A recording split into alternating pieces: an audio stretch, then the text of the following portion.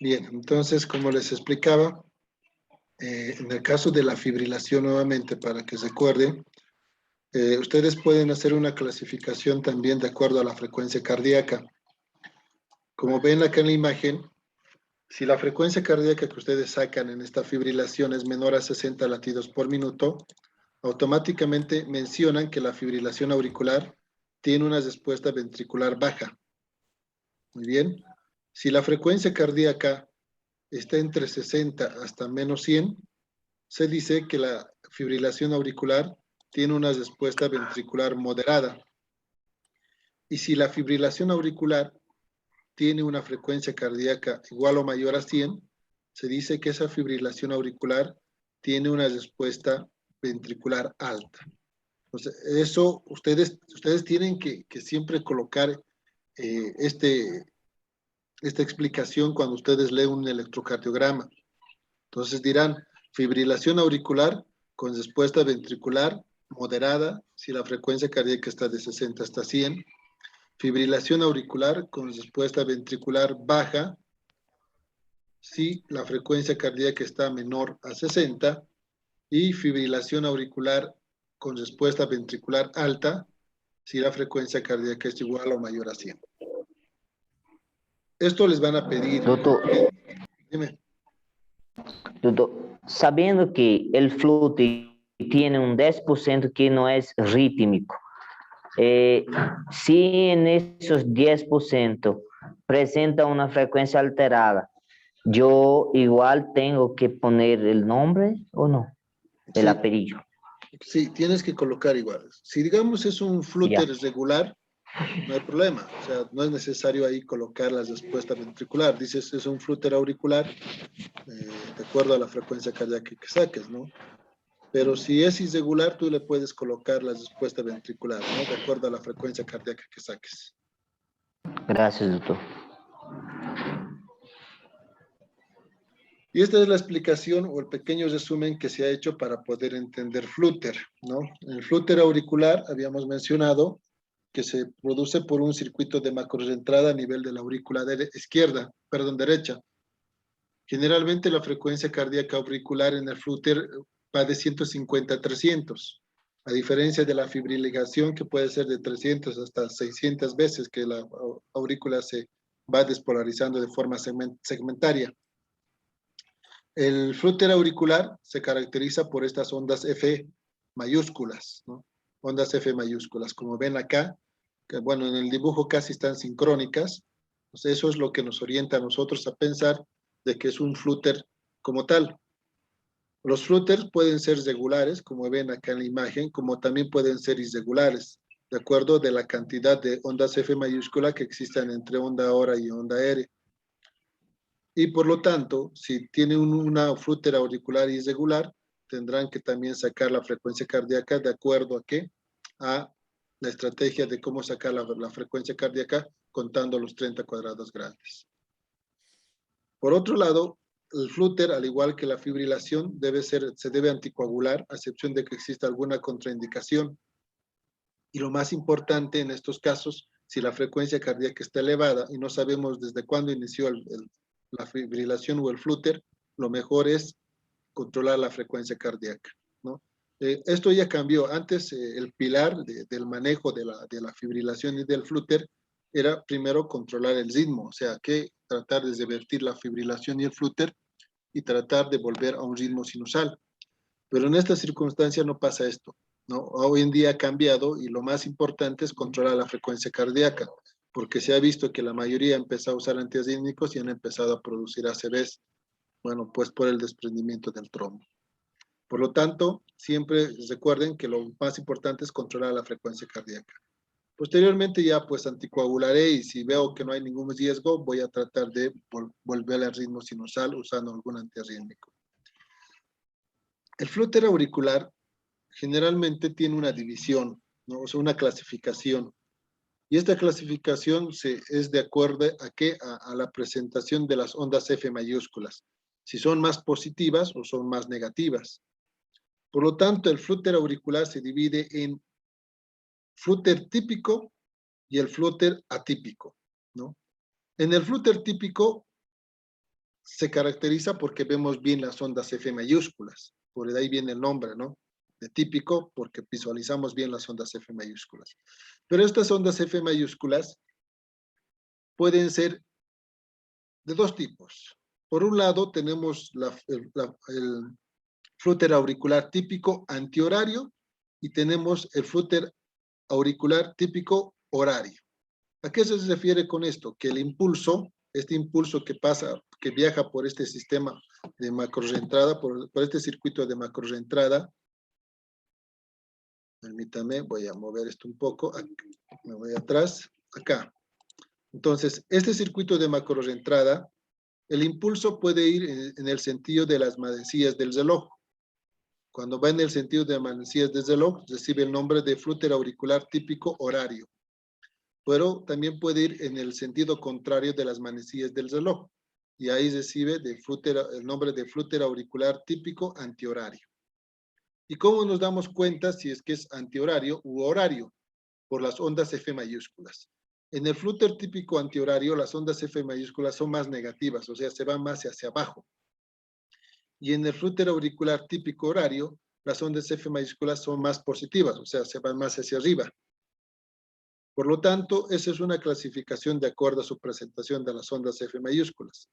Y en el flúter auricular atípico, a veces no se visualiza muy bien las ondas F mayúscula. A eso se refiere con atípico. No es muy común encontrar el atípico.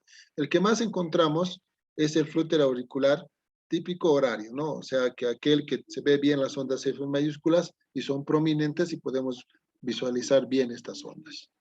Esa es una clasificación también para todos ustedes, pero es de acuerdo a las ondas F mayúsculas y es propia del flúter auricular, no de la fibrilación. Esta clasificación para nada se relaciona con la fibrilación.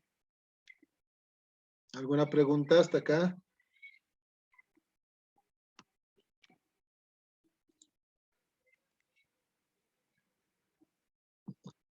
Mucho cuidado, chicos, porque en el examen les recalco nuevamente, ¿no? Estas cosas son muy importantes para el parcial, así que si tienen dudas, nuevamente, no se hagan problema en preguntar.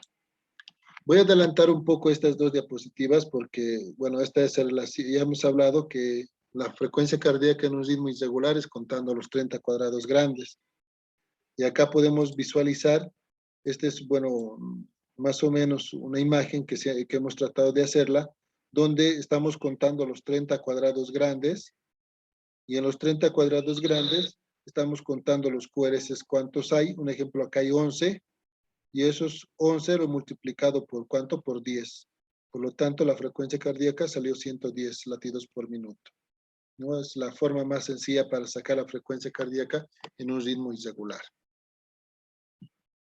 Esta otra diapositiva me voy a saltar un poquito porque pues es del eje cardíaco. Y acá lo que les mencionaba, este es el pilar, ojo, muy importante, de manejo de la fibrilación o del flúter.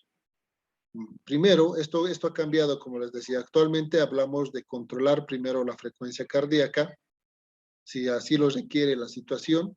Segundo, anticoagular. Y tercero, ver si es que es necesario volver a un ritmo sinusal. En algunos pacientes, como en los que tienen una frecuencia cardíaca normal y no tienen una frecuencia cardíaca elevada, no es necesario controlar la frecuencia cardíaca porque la frecuencia cardíaca está dentro de lo normal. Entonces, lo más importante es anticoagular al paciente. ¿Listo?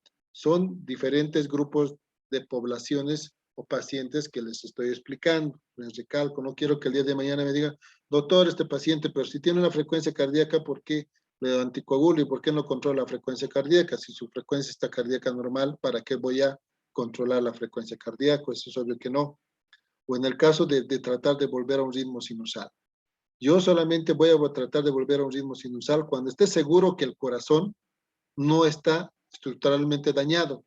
Porque si tengo una cardiomegalia, no hay sentido volver a un ritmo sinusal porque siempre va a estar la fibrilación presente porque el corazón creció y puede ser esa la causa de la fibrilación.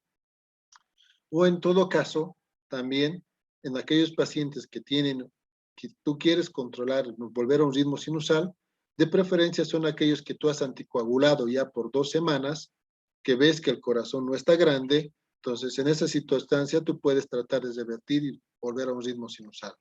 Pero siempre y cuando estés seguro de que el corazón está estructuralmente normal. Si es así, puedes programar el tratar de revertir y volver a un ritmo sinusal, dependiendo si utilizas un antiasísmico o utilizas una cardioversión eléctrica en algunos casos de emergencia. Doutor, Sí, se caso el paciente ha hecho ecocardiograma ahí, ¿se puede anticoagular, usar, administrar anticoagulantes? si el paciente ha hecho ¿qué? Un ecocardiograma. Sí. Si ha hecho un ecocardiograma y ves que no hay trombos, bueno, no hay problema, puedes anticoagular. La anticoagulación tú tienes que hacerla a ese momento, no es necesario, digamos, el ecocardiograma. El ecocardiograma es necesario cuando tú quieres hacer la cardioversión farmacológica. Si tú haces el ecocardiograma y te dice hay trombo, no hagas una cardioversión farmacológica porque puedes desprender el trombo. Pero si te dice si no hay trombo, con toda confianza puedes hacer la cardioversión, tratar de volver a un ritmo sinusal. No sé si me entendiste, Nelson. Sí, doctor. Doctor, y los pacientes que no pueden administrar anticoagulantes, ¿qué hacen? Puedes de repente utilizar un antiagregante plaquetario. Puedes darle aspirineta, puedes darle clopidogrel, pero son muy raros los casos en los que tú no puedes anticoagular. Yo tengo un paciente, pero no es porque el anticoagulante le produce muchas hemorragias, sino porque su cuerpo no lo tolera la warfarina. Hemos intentado con warfarina, he intentado con los nuevos anticoagulantes, pero no lo tolera su cuerpo. Le irrita bastante el estómago, según él. Entonces, en ese caso, donde no puedo usar ningún anticoagulante, le he iniciado un antiagregante plaquetario. Y hasta la fecha, gracias a Dios, no ha tenido ningún problema, ¿no? Pero sabemos que si tiene un trombo, lo mejor es anticoagular. Lo mejor, es lo ideal. Pero si no puedes, no puedes usar esa opción, puedes utilizar un antiagregante plaquetaria, pero explicándole al paciente que no es lo mismo. Una cosa es un antiagregante, otra cosa es un anticoagulante. Y eso es lo que les pasa mucho a ustedes, ¿no? Dicen, bueno, doctor, está con aspirineta y está anticoagulado.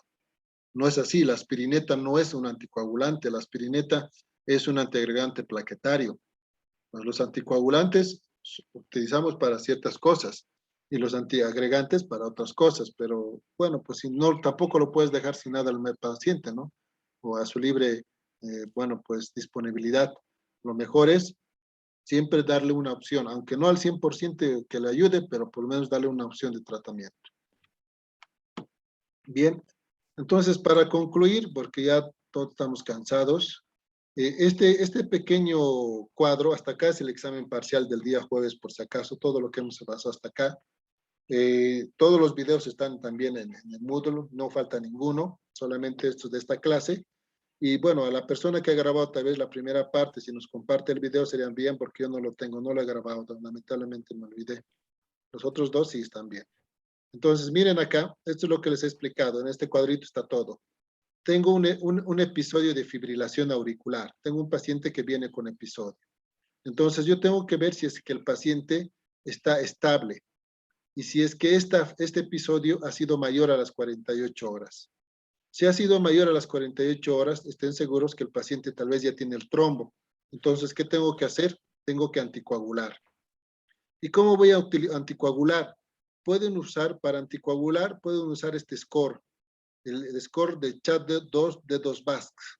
Este es un score, es una calculadora que ustedes pueden descargar por Play Store y colocan chat de 2 Basque y este les da una puntuación por si acaso. Ustedes les dan pequeñas opciones. Un ejemplo, el paciente si es hipertenso, si es diabético, si tiene mayor a 75 años, si es mujer, si tuvo ya un antecedente de ACV, etcétera.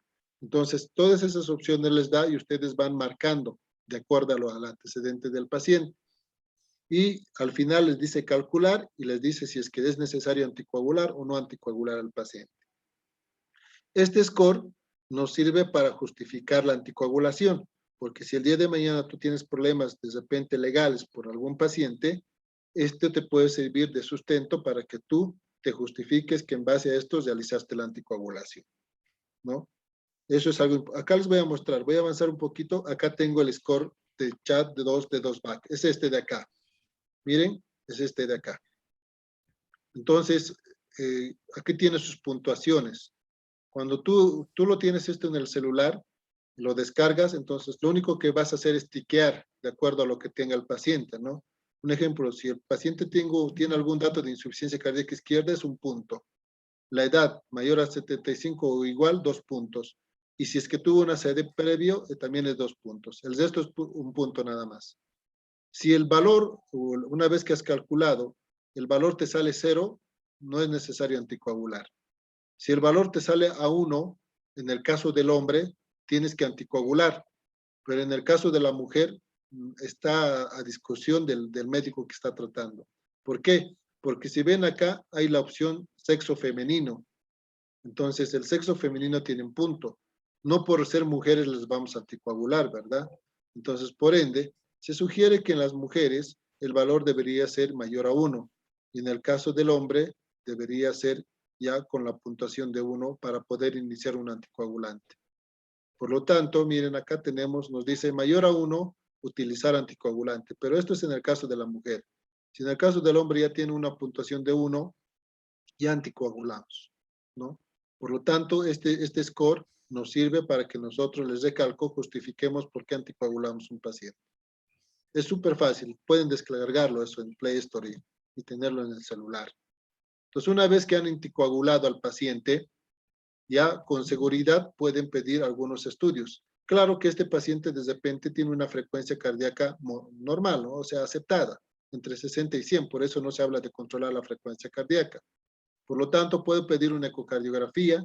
Si el ecocardiograma me dice no hay trombo, entonces puedo tratar de ¿qué? De revertir la fibrilación y volver a un ritmo sinusal, ¿no? Pero siempre tengo que mantener la coagulación de por vida.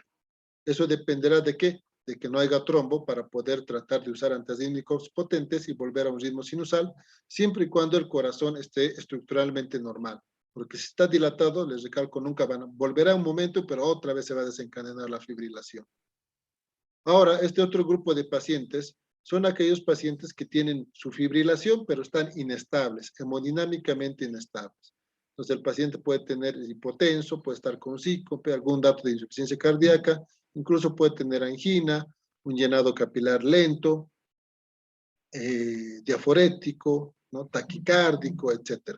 Entonces, estos pacientes que están inestables, nosotros tenemos que ver qué conducta tomar. Más que todo en ellos, les recalco, no importa, hacemos la cardioversión eléctrica, ¿no? Pero también tengo algunos pacientes como que aquellos pacientes que tienen su fibrilación, pero tienen esta fibrilación menos de las 48 horas. Les recalco nuevamente, si el paciente tiene fibrilación y está menos de las 48 horas, pueden usar antiarrítmicos. Por eso se dice acá, cardioversión sí procede. Sí procedo a la cardioversión porque ya no se formó el trombo en 48 horas. Con seguridad puedo hacer la cardioversión, sin ningún problema. Pero si mi paciente está inestable, yo tengo que hacer la cardioversión, pero cardioversión eléctrica, no farmacológica, ¿no? Acá les recalco nuevamente, si mi paciente está estable y la fibrilación tiene menos de las 48 horas, puedo hacer una cardioversión farmacológica. Pero si mi paciente está inestable, no importa el tiempo, yo tengo que hacer una cardioversión eléctrica. Posteriormente al procedimiento, igual, tengo que pedir un ecocardiograma, ver, bueno, una opción de tratamiento de forma definitiva, de repente darle un beta bloqueante y anticoagularlo de por vida, y posteriormente hacer los controles periódicamente, ¿no? Y ya con el paciente que está anticoagulado y ya controlar la frecuencia cardíaca, puede hacer los controles periódicamente sin ningún problema. No hay ninguna complicación al respecto. ¿Listo? ¿Alguna pregunta? No, doctor. Muy bien. Entonces, vamos a quedar acá, chicos. Hasta acá es el examen del día jueves. Ya hablamos con lo del microparcial, que es el sábado. El examen del día jueves lo voy a habilitar a las 8 de la noche y bueno, es 1 hora más o menos el examen hasta las 9. De 8 a 9 va a estar habilitado el examen.